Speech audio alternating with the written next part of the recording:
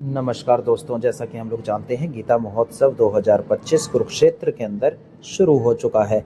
यह महोत्सव जो है 15 नवंबर से लेकर 5 दिसंबर तक चलने वाला है। अभी आप देख रहे हैं पार्किंग का दृश्य है। बहुत ही बड़ी पार्किंग की व्यवस्था यहाँ पर की गई है। मैं गाड़ी से गया था और मैंने यहाँ पर 50 रुपये शुल्क अदा किया।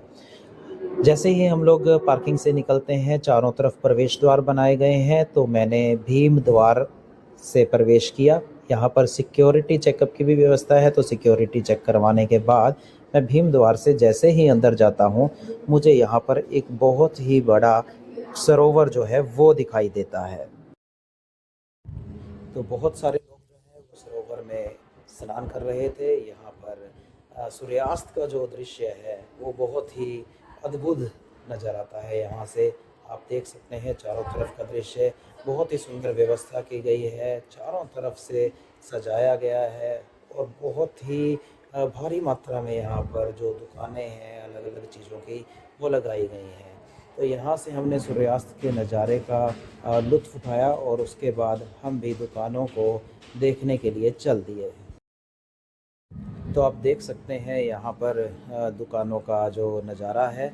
यहाँ पर बहुत सारे लोग जो हैं वो ख़रीदारी कर रहे हैं। बच्चों के लिए ये खिलौने यहाँ पर लगाए गए हैं। ये देखिए, यहाँ पर बहुत सारे खिलौने जो हैं वो आप देख सकते हैं।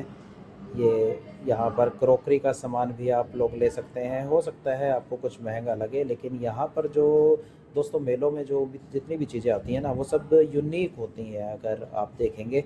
और यहाँ पर ये जो गोहाना की माथुराम की जो फेमस जलेबी है, उसका भी यहाँ पर एक स्टॉल लगा हुआ था, तो हमने भी यहाँ से जलेबी ली, जिसका जो मूल्य है वो 100 रुपये एक पीस रहता है। ये देसी घी की जलेबी होती है। यहाँ पर अगर आप कुछ और खाना चाहते हैं तो आप रेट लिस्ट को देख सकते हैं।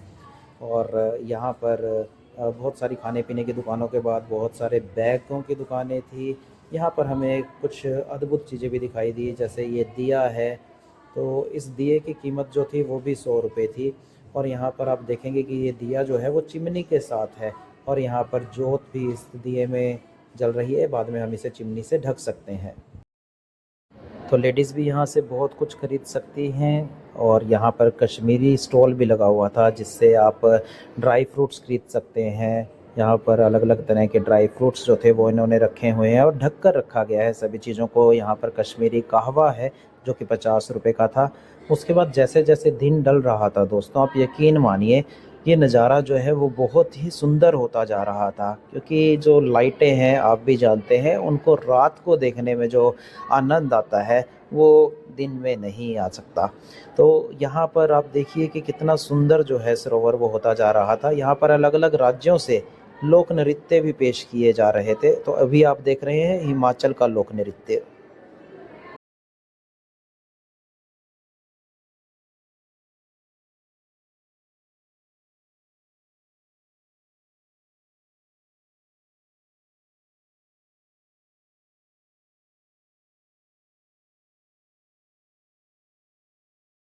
इस नृत्य के बाद जैसे ही और शाम ढली, यहाँ का नज़ारा जो है वो बहुत ही अद्भुत होता चला गया। तो सर्वेश्वर महादेव का मंदिर आप लोग यहाँ पर अभी आपने देखा, तो मंदिर की सुंदरता जो है वो भी अपने आप को बखान कर रही थी।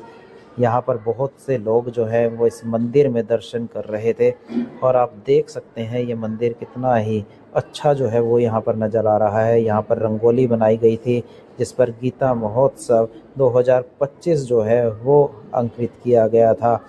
ये देखिए सर्वेश्वर महादेव का मंदिर जो है कितना ही अच्छा लग रहा था। इसके साथ ही यहाँ पर सरस मेला और शिल्प मेला, तो अभी अभी जो हमने आपको दिखाया है वो शिल्प मेले की कुछ झलकियाँ थी। इसी तरह से सरस मेले में भी बहुत सारी जो स्टॉल्स हैं अलग अलग चीज़ों की वो लगी हुई थी। तो यहाँ से आप शॉपिंग कर सकते हैं। जो इसके बीच का जो रास्ता है एक द्वार से दूसरे का, उसको भी बहुत ही अच्छी तरह से सजाया गया है और यहाँ से आप आनंद ले सकते हैं। चलते फिरते आपको बहुत ही अच्छा लगेगा। और यहाँ से अगर आप देखें तो फव्वारे भी इस सरोवर में लगाए गए हैं, जो कि इसकी सुंदरता को रात के समय चार चांद लगा रहे थे। आप यहाँ पर लाइटनिंग देख सकते हैं, आप यहाँ पर पानी को गिरता हुआ देख सकते हैं। यहाँ पर आरती भी शुरू हो चुकी थी। इन ऐसे समय में जब आप आरती को सुनते हैं तो आपको बहुत ही आनंदमय एक एहसास की अनुभूति होती है। देखिए दोस्तों, जब हम मेले में घूमते हैं तो ये जो चीज़ें हैं ये तो हमें अच्छी लगती ही हैं।